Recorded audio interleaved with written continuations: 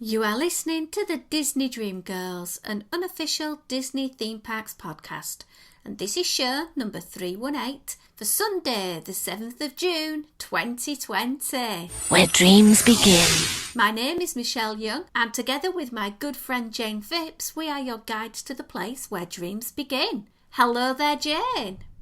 Hello there, Michelle, and how are we feeling this week? Well, I nearly lost a year. I nearly lost a month. I can't believe I'm in June. Well, you know what? I think with everything that's going on at the moment, I think we can all be forgiven for not knowing whether it's yesterday, tomorrow, the first day, the second day, or is it a work day or is it a weekend? Never mind what year it is. Oh, seriously, love. I just keep on having to pinch myself thinking, I've lost 3 months of my life. It's unreal. I know. It is a very bizarre feeling, isn't it? But it's one of those things, and it has been a incredibly intense, incredibly powerful, disturbing at times, worrisome week. Wow, that's a lot. It is, well, there's a lot been going on, love.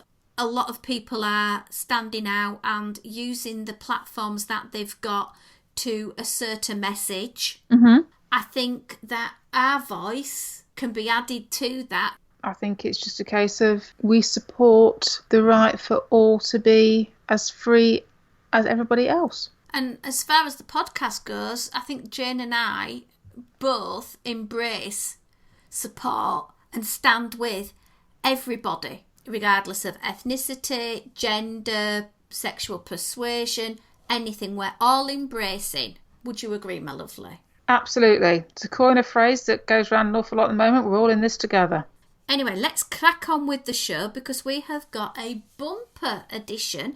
We are welcoming back very shortly the wonderful Seth Kubersky, who's going to talk a little bit about Disney Springs, about Universal, and then thinking ahead to Disney and what they might be doing. He's going to be joining us in a few moments. I haven't been squeezing in much Disney in my life for last week, Jayne, but I did manage to accomplish something. You'd be really proud of me. What?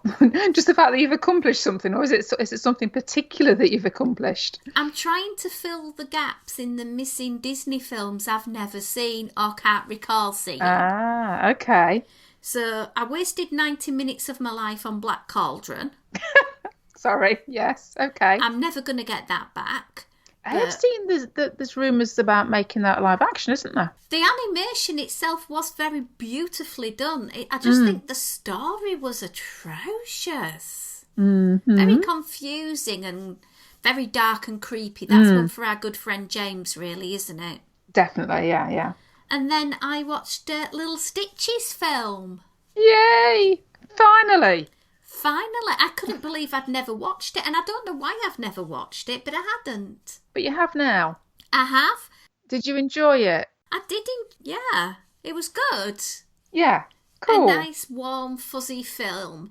I did think, wow, shocking animation when you compare it to the beautiful sea of Moana, which I'd watched the day before, and you look at the two and you think, oh my gosh, the difference. Yeah, but how many years apart are they? That's the thing, isn't it? It just goes to show how technology has moved on the art of animation. Absolutely, yeah. And while we're talking of the art of animation, this is going to lead really nice and smoothly into this little bit of a segue. On this day in history, in 1946, can you recall what aired on that day? Well, obviously, I'm not that old, Michelle. So with a little bit of background information, yeah, this is on BBC TV of all places, isn't it? Because this is the coming back onto air after World War II. So we go through these things we're going through at the moment, and we have to think back into history and what previous generations have suffered through, and gives us all a bit of a reality check, I think. But yeah, they came back on air and they played Mickey's gala premiere. Wow, I think I need to go back and watch some of these early cartoons. It's a while since I've seen them. Well, I must admit, when you're talking about movies that you've not seen in the Disney catalogue, I think thinking about it, that's probably where my weakness would lie, is those earlier shorts, the little shorts that came out and probably are on some compilation VHS video somewhere. Another thing that we've been having a little bit of fun with is we've been doing a bit of zooming. Yeah, get us the technology, eh? Hey, who said we couldn't do technology? We have this Disney Dreamgirls podcast family on Facebook, which everybody's invited to. You just have to answer some joining questions, just because we want to keep the group, focused on people who are going to engage and share their Disney life, rather than just scroll by and like things. And we invited people to come and join us for the last couple of weeks and do a Disney quiz, and it's been a lot of fun. Yeah, I've enjoyed it. Yeah. I've had a laugh. We're going to do one as of release date today at, I think we were going to go for, was it 6 o'clock on Sunday, GMT? Yes, I think that worked well for the other side of the planet, didn't it? So that's 1 p.m. over there on Eastern and 10 a.m. for Pacific. Hit up the Disney Dreamgirls podcast family on Facebook, and the posting information about Zoom will be on there. In the meantime, we thought we would tantalise and tease with a couple of quiz questions to see what calibre you're riding at. Okay. So the first one is, pens at the ready just for fun.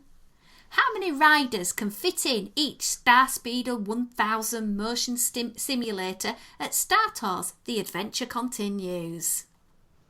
I got that one right. Go on then, Jane. What's the answer? 40. It is indeed.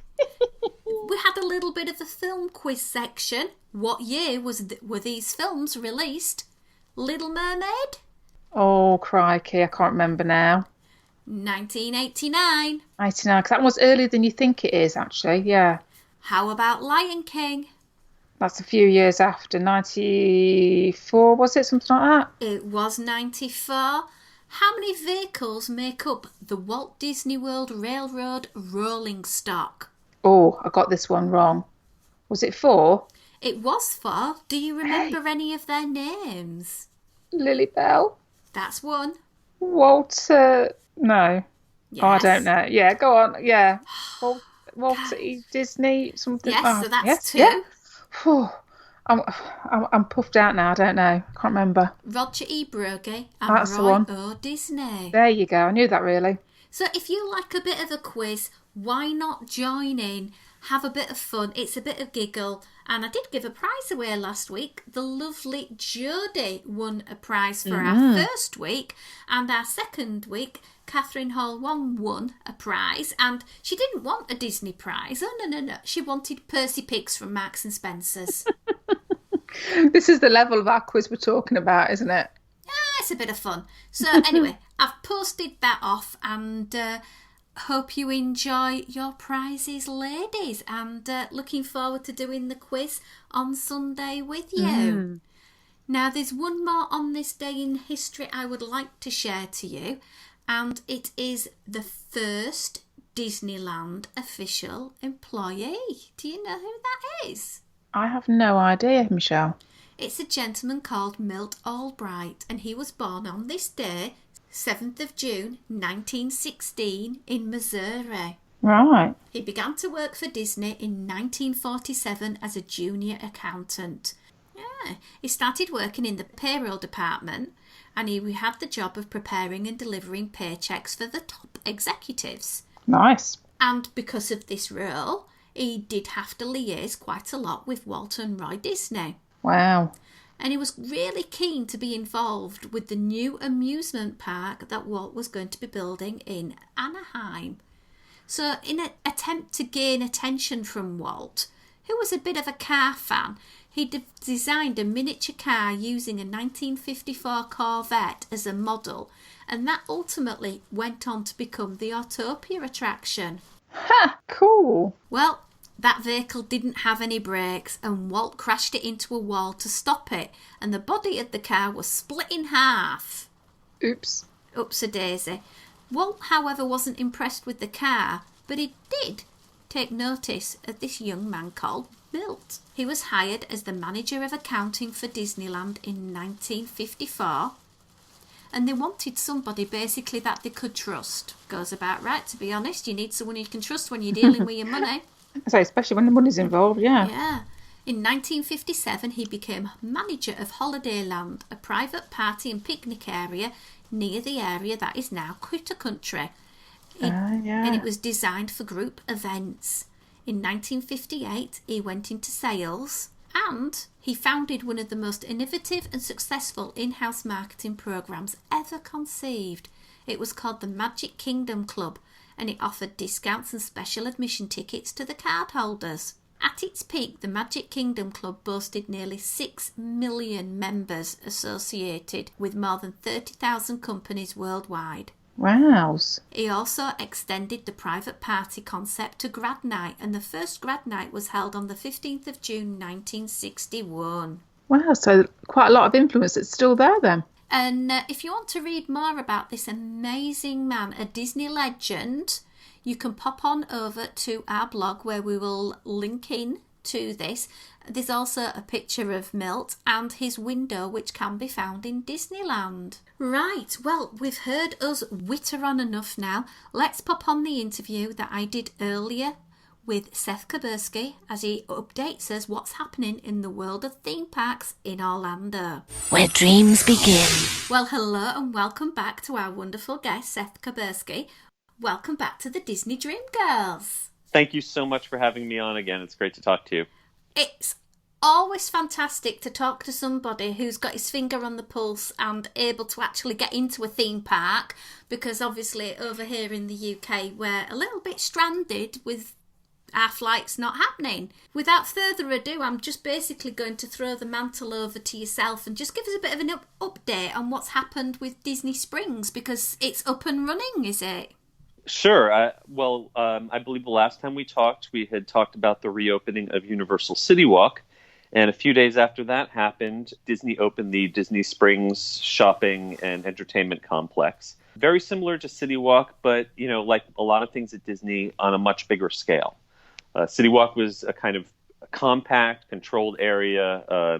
You've got basically one entrance, one way to come in from the parking garage. Logistically, it's kind of easy to isolate that off and control guest flow.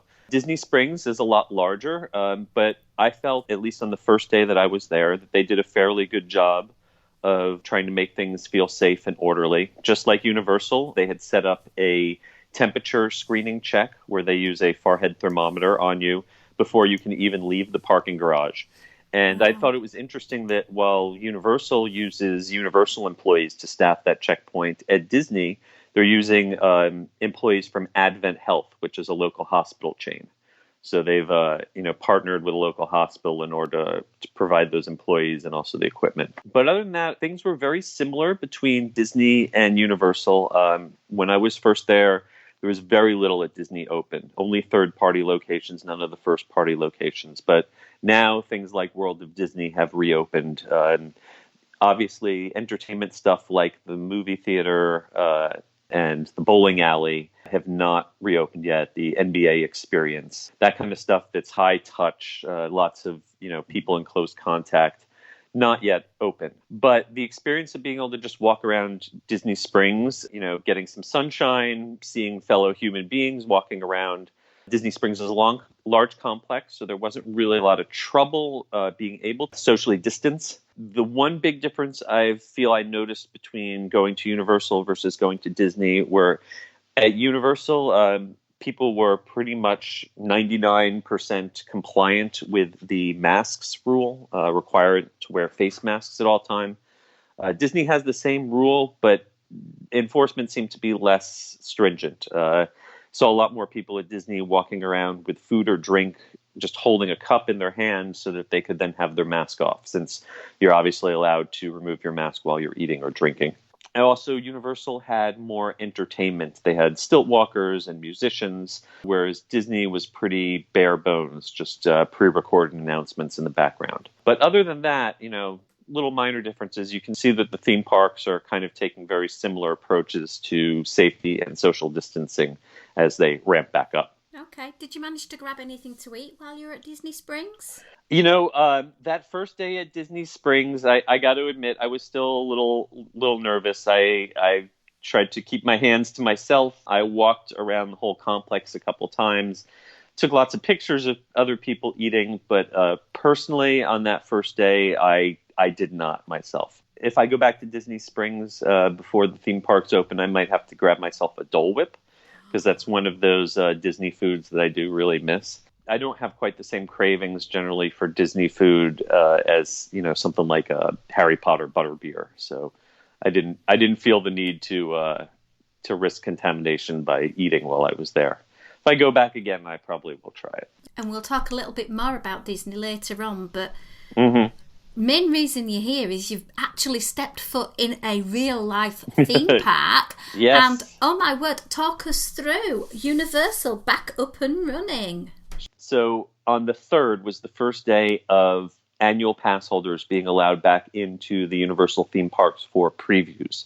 You had to get a timed entry ticket online ahead of time. I, of course, was there clicking my keyboard the second that they released them to grab one for first thing on the first day.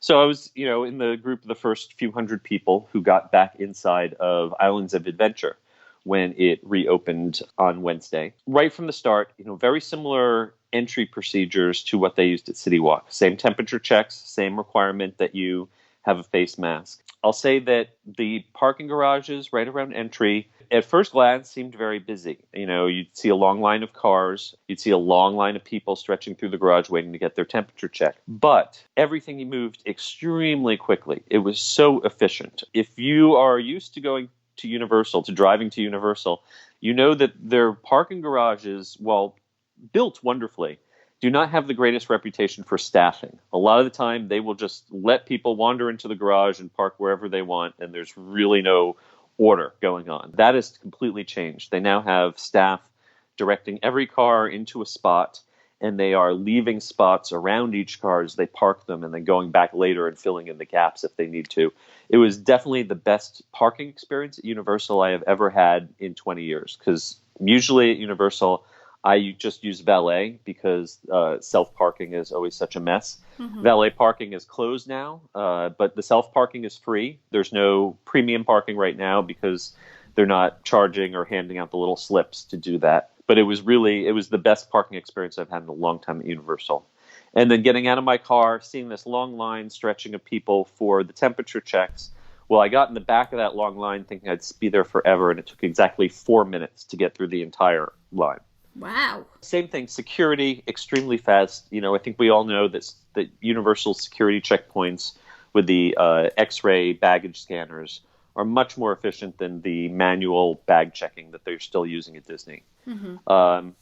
And then, once I got to the park, I had a little bit of a flashback to the opening day of Harry Potter from 2010, because the queue of people waiting to get into the park, I'd say I got to the line maybe 10 minutes to 9, when 9 a.m. was the opening time. This queue of people stretched from the turnstiles wrapping around the lighthouse, past the kiosks for tickets, past Toothsome, past the Hard Rock Cafe, and all the way to the Universal Globe. Wow. That's a long line, but once that line started moving exactly at 9 a.m., I was inside the park by 9:11 a.m. Wow. So, social distancing, leaving these gaps between people, definitely makes lines look a lot longer than they actually are. Mm-hmm. And you're going to encounter that all around the parks. Generally, all the rides that I went on, the interior queues were virtually empty. By the time you walked inside the queue building, you pretty much had a straight shot with no one in front of you all the way practically up to boarding. But you would also see these long lines outside because they're trying to maintain the queues more in the outdoor environment rather than an indoor environment. So you'd see these long lines and you think, boy, that's got to be a huge long wait. But really, because there's no one ahead of you and they've spaced that out, moves very quickly. I had a really good experience entering the park. I was also happy to see finger scanning has been disabled for now. Universal's finger scanners, I'm always convinced that they bought those finger scanners on discount at some office warehouse supply store that was going out of business for 12 cents a piece, because they were never meant for heavy duty use like, the thousands of guests that they see. They're not nearly as effective as Disney's Magic Band finger touch scanners. Mm-hmm. Now, for annual pass holders on the first day, they were checking photo ID to make sure it matched the timed reservation ticket. I do not know if that is happening right now as we're talking, because the park's just opened about an hour ago. But I'll be heading over there to check on that. But personally, I never liked the finger scanners at Universal. I don't feel like they really did anything. So I'm glad to see those gone. Okay. One final thing as you're entering the park, one, great to hear the music again. Great to see that sign on the bridge saying the adventure begins. All of the employees were kind of lining the pathway through port of entry, welcoming people back, telling them how happy they were that we had returned. But one little thing is missing. So in our guidebooks, what we tell you to do is the very first thing after you walk through the turnstiles is to march up to the racks and grab yourself a park map with the day's park schedule on it. Oh, gosh. No. Those racks are empty. Now, maybe in the back they have some hidden, but I did not see a paper map the entire day. Instead, there are A-frames put out with QR codes that you can scan that QR code and it'll take you to your app store and have you download the official Universal smartphone app. I suggest you download that ahead of time, get your account set up ahead of time, make sure your ticket's all attached in there, and you have that ready to go before you arrive at the park. Because just like at Disney, you really have to use that My Disney Experience app to make the most out of your day at Disney. Now you're going to really have to use that Universal app. And we can jump into the wonderful world of virtual lines next, if you like. Oh, that sounds intriguing. Go on then. Yeah, so if you're a Disney fan, you're obviously very familiar with FastPass. And that's been around for a while, and the ability to, at least in Walt Disney World, pre-book a reservation for a ride days or weeks or months in advance. Universal has never had that kind of an advanced ride reservation system, and they still don't. But what they do have is a virtual line system now that is kind of similar to the virtual boarding system that they've been using at Rise of the Resistance, where there's a limited number of windows for each day. They're handed out on a first-come, first-served basis starting that morning, the day of your visit, not, days in advance. The idea is that you use the app to try to grab one of these virtual line spots for a ride you're interested in, and it'll give you a window. In Universal's case, it's a 30-minute window. It'll tell you a half-hour time span in which you're allowed to return. And when you do, this is kind of a work in progress. So some attractions were doing only standby. Some attractions were doing only virtual line. Some attractions would let you either go standby or go for a virtual line. And those combinations change during the day. So there's no set rule that this ride is only this or this ride is only that. They're constantly adjusting the mix as the day goes on. And as virtual lines windows for a particular ride go away, they might disappear, and then they might come back. So you've got to constantly be checking the app to see if the ride that you're looking for has popped back up again. Like I said, this is definitely a work in progress. It is not as smooth and efficient yet as Disney's FastPass is. Mm-hmm. But I will say I managed to use it yesterday for both Hagrid's Magical Creatures Motorbike Adventure and Harry Potter and the Forbidden Journey. And for me, they worked great on both of those. While I was standing outside the park waiting to enter a few minutes before 9, I was able to get my first pass for Hagrid's. They released those. They start releasing those passes up to about 15 minutes before the park opens. Mm-hmm. And the interesting thing is, while at Disney, you have to have scanned your ticket and be inside the park before you can grab a virtual boarding pass for Rise of the Resistance. At Universal, as long as your GPS on your phone tells them that you are near the park, you don't actually have to be inside the park. So you can grab your first pass of the day while you're still waiting in line outside the park before you got a chance to scan in. In the case of Hagrid, just before 9 a.m., I got a pass that let me come back at 10:30. Showed up at 10:30 on the dot. They let me into the queue, and I walked without stopping all the way through the queue right up to boarding.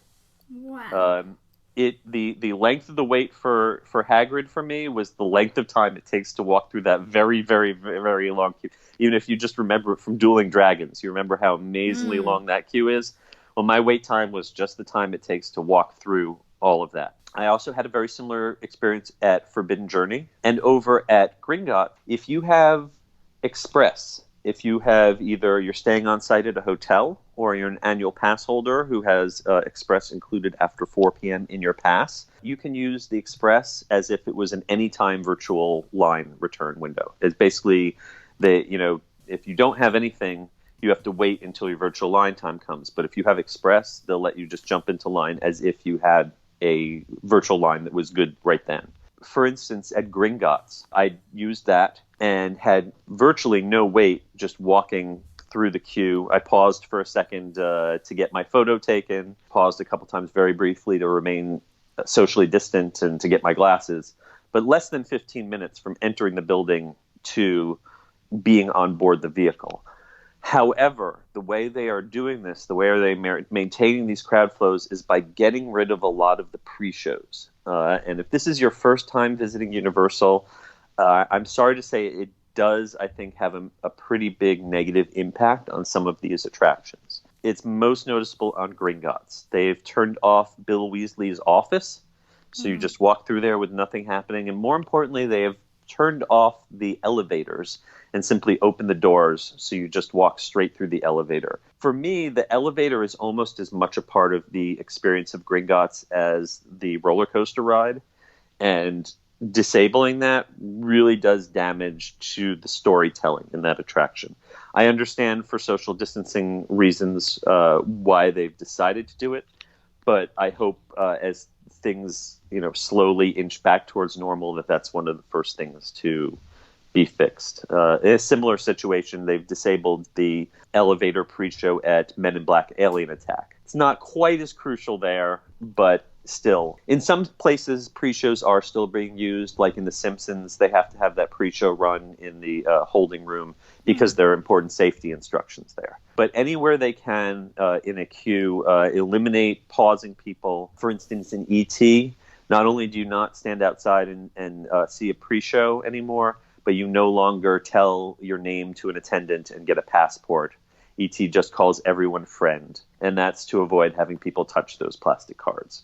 So anywhere that you might have a little extra element that, maybe add a little to the storytelling, but increased the friction and the touch points between people, that's gone now. But it hasn't completely eliminated things like that. Men in Black, you still get to grab your gun, you still get to shoot your gun, but at Men in Black and at every other ride, they're going to give you a handful of hand sanitizer. There's going to be someone there squirting hand sanitizer in your hand immediately before you get on the ride, and there'll be hand sanitizer available after you get off. Are they doing that as a way around them having to physically go in and clean the equipment on the ride vehicle? Yeah, I think they...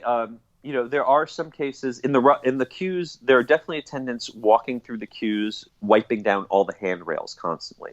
Anything in the queue that you might touch, there is just someone moving through constantly, wiping those down. But I think the vehicles themselves, they just probably decided that trying to wipe down every handhold inside a vehicle would reduce capacity more than they could afford. They've already reduced capacity in a lot of ways. They will not seat unrelated parties next to each other in the same row, and there is usually a gap, an empty row in between parties. Something like Spider-Man, where you've got 3 rows of 4 people each. You might see one person in the front row, a couple in the back row, and no one else in the middle row. So a ride that would normally take 12 people at a time is now taking maybe 2, 3, 4 people at a time. So that feeds into the much lower capacity because the rides aren't taking as many people an hour. Absolutely.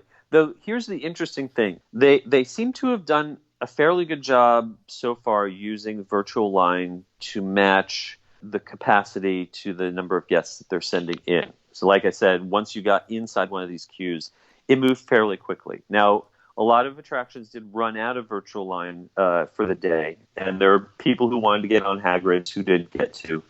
But that happens under the best of circumstances. The real pinch point, the real bottleneck, and this is something that visitors can keep in mind to help themselves out, is the lockers, not the rides themselves. In every single case, I saw a really, really massive backup or some confusion going on.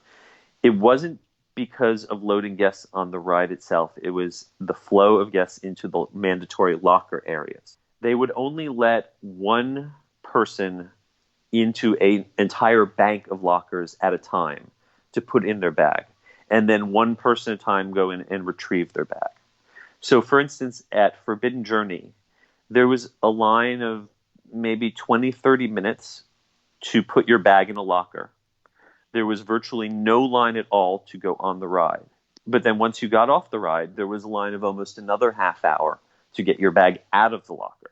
They're going to have to come up with some creative ways of moving those locker lines faster, or maybe finally easing up on the lockers. You know, I can go to Disney and I can ride Everest, or I can ride Rock and Roller Coaster.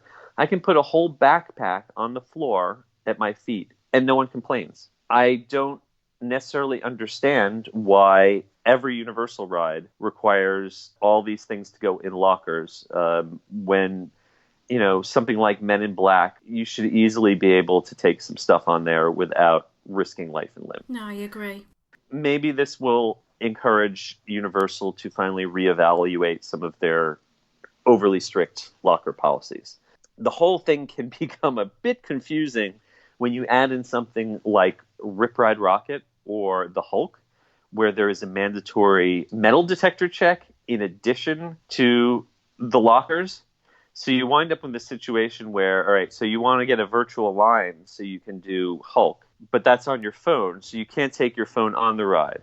So they've got to first scan your phone to make sure that you are in, you know, that you have a virtual line pass. Then they have to direct you to the locker so you lock up your phone. Then you have to get in the ride for the ride. And then after the ride, you have to come back out and get in line again to get your phone back from the locker. So you can easily see how some attractions, for instance, on the first day, the maximum wait I saw on the Hulk was 75 minutes. I would estimate that more than an hour of that 75 minutes was probably just waiting to get the lockers. There was probably almost no wait for actually riding the ride. So here's the thing. If you like wearing cargo shorts like I do, not for fashion, but for function, this is a great time to slim down on what you need to bring into the park and try to get it all to fit in your pockets. My wife I don't think she owns any clothes with pockets, so she is always carrying a bag, which means that she's got to use a locker. But if you can invest in some pants with good pockets and, you know, pare down what you need to bring to the park to the absolute minimum. Personally, I wear a lanyard that's got my ID and it's got my park ticket, and I have my tap to pay credit cards, my mobile pay in my phone, and that's about all I take to the park. So if you can avoid using the lockers at Universal right now, do so. Yeah, those are very, very good points, and will help people to think about, you know, do I really need to take that to the park? Because I am imagining that if you're going there now, you're not probably going to be going there from start to finish because there might not be as many offerings. I don't know. What do you think? Do you think people will be going for shorter periods of time, like 4 or 5 hours rather than 12? Right now, the parks are not open that long.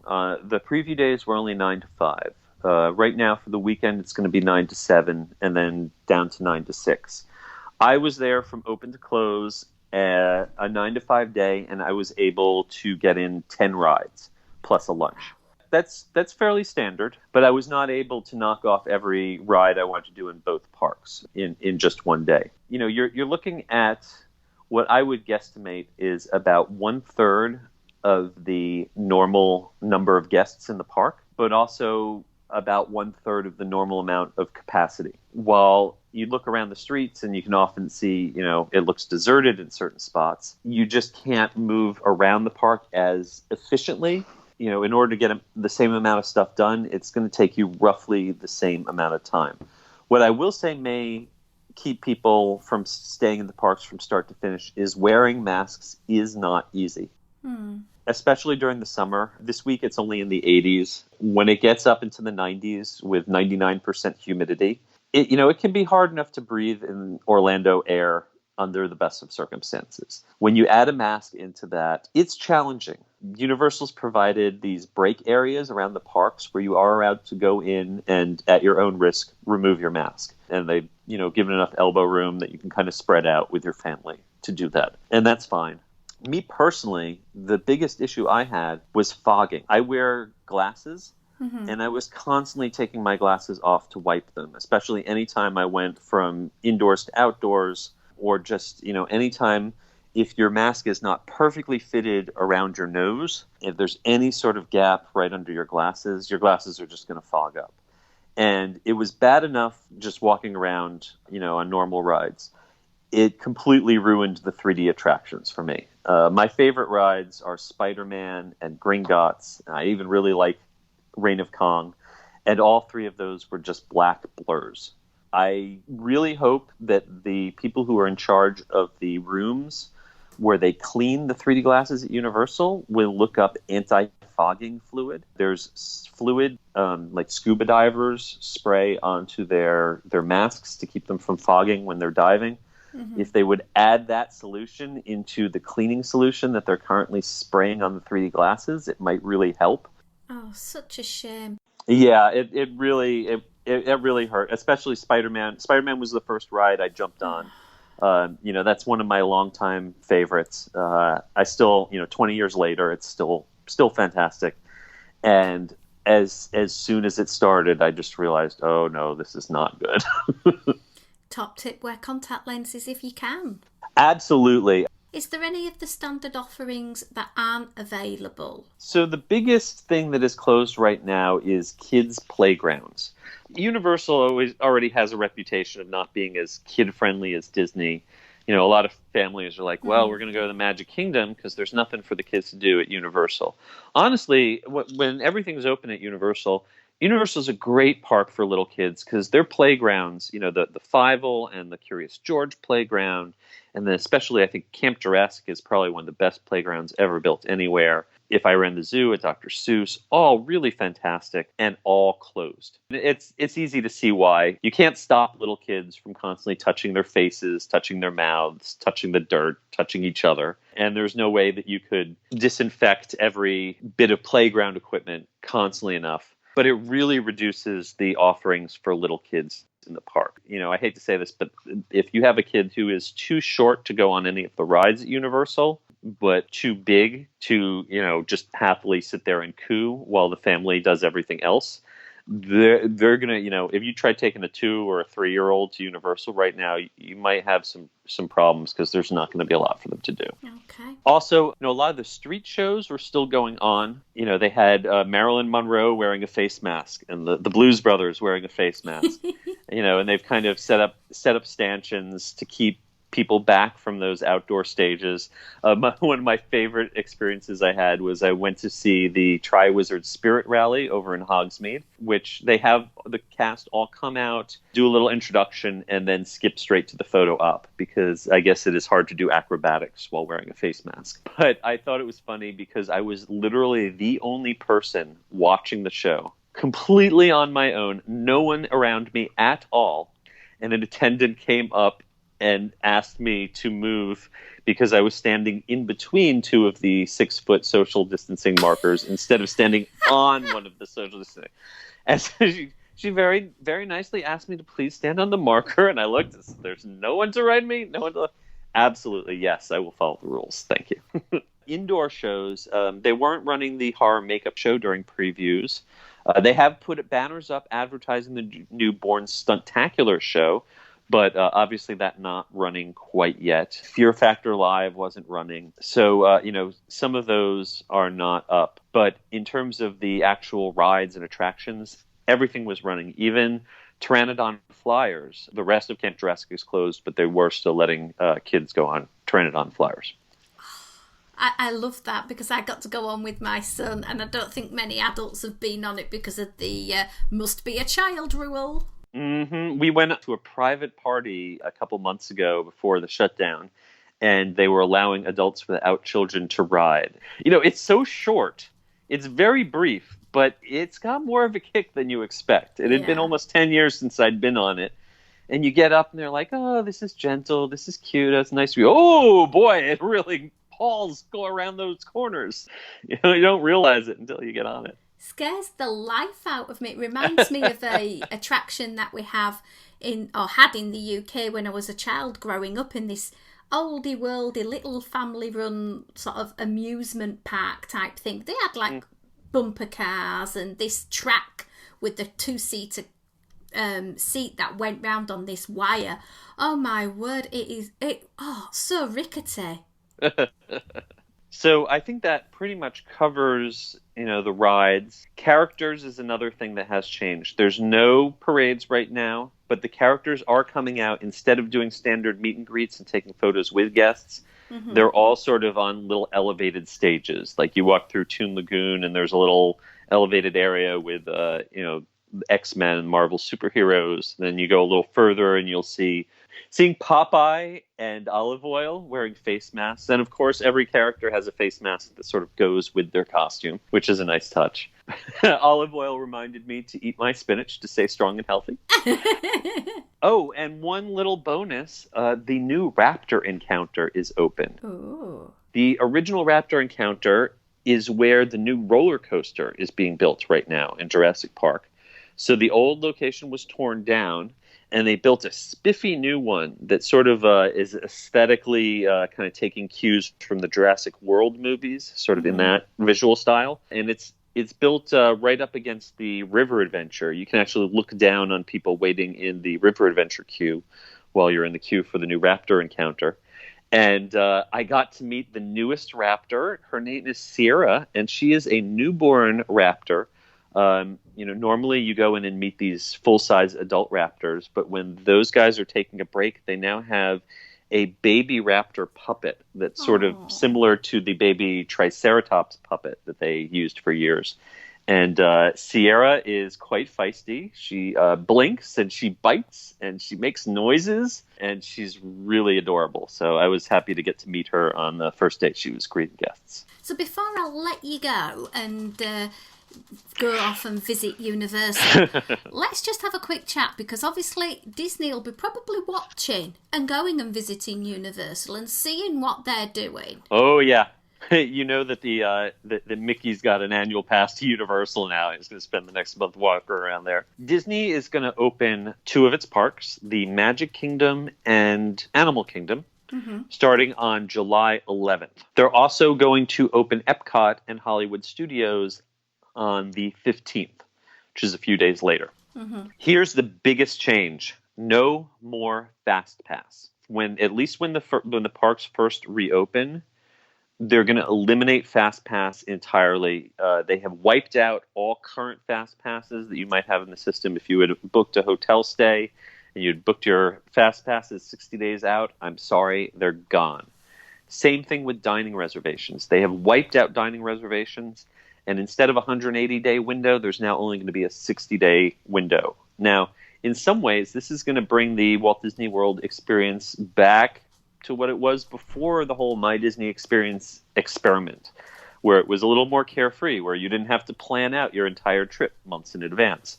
But it also means that Disney's going to have limited capacity for its attractions and will probably implement a virtual queuing system similar to the virtual line that Universal's doing, based on what they've been doing with Rise of the Resistance, except expanding that to more attractions. Out in Shanghai Disneyland, which is the only Disney park that's currently operating, they just introduced a new pass that's basically a virtual queue, a virtual standby system they're using with their Winnie the Pooh ride, and maybe expanding to other rides. So I would expect to see something very similar to that at Disney. So the Disney experience will not be knowing, hey, I've got a fast pass for Flight Passage at this time and Kilimanjaro Safaris at that time, and I know what 3 rides I'm doing during the day. That will be gone. Instead, you will get to the park, and once you get inside the park, then you'll be able to look to see what is available in terms of a virtual queue. I expect that some attractions at Disney will probably still use a standby queue, but it will be, spacing people out, putting markers every 6 feet, and limiting the number of people who can enter a queue at any one time. And I think the biggest difference for the Disney experience, characters and parades and fireworks are so much a part of Disney, even more so than Universal. And all that's going to be gone for the time being. Very different experience. It is. I gotta be honest. It's weird walking around Universal with everyone wearing masks and trying to socially distance. It's strange. It's not quite like being in a Mad Max movie, but, I never expected to be in this situation. If you had asked me 6 months ago, if this was what the theme park experience would be like, I'd think you were crazy. I don't think any of us knew where we would be now. I don't know what's going to happen. I don't have a crystal ball. I go, I watch, I tell people what I see. I try to make educated guesses. I hope that we are on a gradually improving slope, and that these are the most draconian measures that we'll have to see. The situation with the pandemic will stabilize and steadily improve, and they'll be able to get things gradually back to normal. That's what I hope. The opposite could happen. There could be a spike in cases that they could have to get much more strict. They could have to shut down again entirely. A second shutdown could be even worse in the long run than a first shutdown. For right now, at least based on what I saw the other day, and I'll let you know when I go back in a few hours, there seems to be, not the same volume of tourists. Obviously, it's going to be many, many years before we have the number of people coming in from the UK and Brazil and all over the world. That's going to take a long time to come back. But for right now, at least, Floridians, they want to get back out in public. They want to get back to enjoying their lives. There were enough of them out spending money, having fun in the parks, this week, obviously, to make it financially worthwhile to Universal. The real question is whether this is just the big wave of pent-up demand, and then next week will be dead. And then the question becomes, how many people can you afford to pay in terms of staff if you've only got so many people coming into the park? And that's going to be a whole nother debate. Yeah, well, we would love you to come back and report back on Disney once you have been. I am sure you'll be going. Absolutely, yes. And please update us after today's trip if you find out anything new, and I hope you have a wonderful trip. Now, before you go, what's the latest on the update of next year's unofficial guide to Universal? It's a really hot topic in the office. I can tell you I've got my research. I've got my material. I'm actively writing the update to the book. The question would be, it's hard to write about a moving target. So we just have to wait for things to settle down enough that we think that, the policies and the procedures are fairly stable in order to put it into print and get it out there. There will be another unofficial guide to Universal Orlando. I don't know that it will come out on the exact date that we have for the last couple of years. We may have to shift it just a little to make sure that it's still relevant and useful for people. There's nothing worse than writing something out and getting it out there, and then you find out that it's all different and that you're giving people bad info. We're just kind of watching the situation, reporting all the facts, making sure all our ducks in a row. So as soon as we see that things seem to be stable enough that we can go full speed ahead and get back to publishing our books. But for now, what we're doing is we're putting all this on theunofficialguides.com and also on our Twitter feed at the UG Series. And we also have a YouTube channel at the UG Series, and you can find like a full walkthrough video of the parks from this week, full walkthrough of Disney Springs and City Walk on their reopening, a lot of other new material like that. Perfect. I'll link all that up also on our show notes as well, so people have no excuse not to go along and find it and enjoy the wonderful content. Well, Seth, I'm going to let you get off to the theme park now. All right. Wish me luck. Good luck. Have a fantastic day, lovely. Thank you. Great talking to you again. Where dreams begin. Right, Jayne, that's a lot of updating. There's a lot of information there, really useful. It's going to be, as I say, it's going to be really interesting to see how these things all transpire out ultimately, isn't it? And it's a moving vehicle because all of these rules and regulations that are live today may change. So I highly recommend that you do keep tuned in to the Unofficial Guide blog, because they are keeping you up to date with what is happening on the ground in Orlando up to the big opening of Walt Disney World on the 15th. And Seth will be back to talk to us about that then. Cool. Right, let's wrap up this week's show. If you do want to hear more musings from Jayne and myself, why don't you support us financially over on Patreon? We will be hopping on shortly to do a bit of a recording specially for our supporters there. And that can be found at patreon.com/Disney Dream Girls. We are on Instagram and Twitter at DisDreamGirls. You can email us info@DisneyDreamGirls.com. And don't forget the Disney Dream Girls quiz on Sunday. You can find the details on the Disney Dreamgirls podcast family page on Facebook. But until next time, it's goodbye from me. And it's bye from me. This podcast is part of the After Dark Podcast Network.